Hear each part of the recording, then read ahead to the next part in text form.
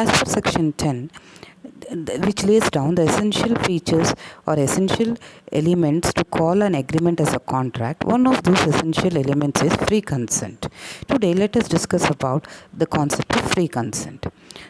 Section 13 defines what is consent. Consent means acquiescence or an act of assenting to an offer. That means where two or more persons are said to consent when they agree upon the same thing in the same sense. We call this concept as consensus addendum. That means where the two minds meet about the same thing in the same sense. What is free consent then?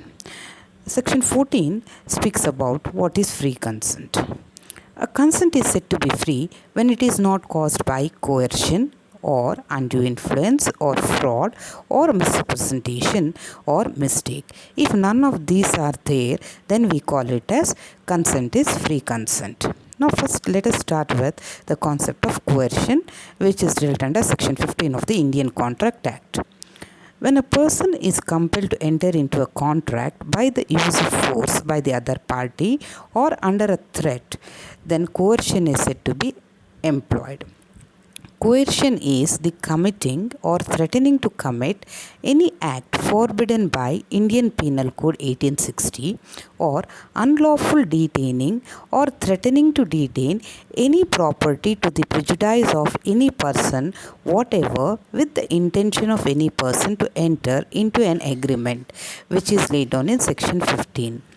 For example, A threatens to shoot B if B does not release A from a debt which A owes to B.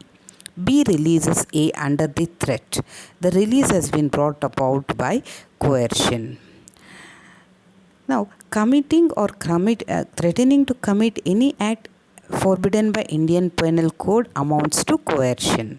So, in a case where a girl of 13 years was threatened that if she does not agree to adopt a child of the relative's choice, they would not allow a dead husband's body to be cremated. Under this threat, the child of 13 years old adopts a child and the funeral takes place. Later on, when she grow up and come to the age of majority, she questions in the court of law the validity of the adoption.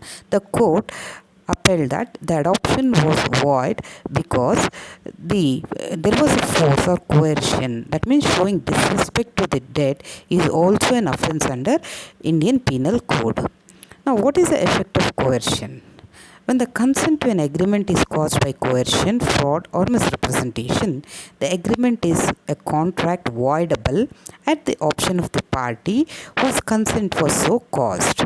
According to section 72, a person to whom money has been paid or anything delivered under mistake or under coercion must repay or return it to the person, whether threat to commit suicide amounts to coercion or not.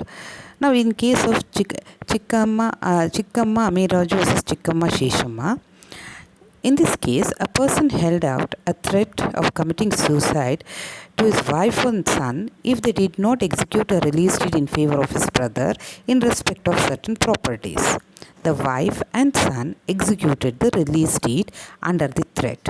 It was held that the threat to suicide amounted to coercion within section 15 and the release deed was therefore voidable. Now, the equivalent concept of coercion under English law is duress. So, in the English law, the near equivalent term of coercion is duress. Duress involves actual or threatened violence over the person of another with the view of obtaining his consent to the agreement. If the threat is with regard to the goods or property of the other party, it is not duress. So, the difference between the Indian law of coercion and duress under English law is that if the threat under duress, if it is a threat with regarding to goods or property of the other, it does not amount to duress. Whereas under Indian law, if there is a threat towards the goods or property, it amounts to coercion.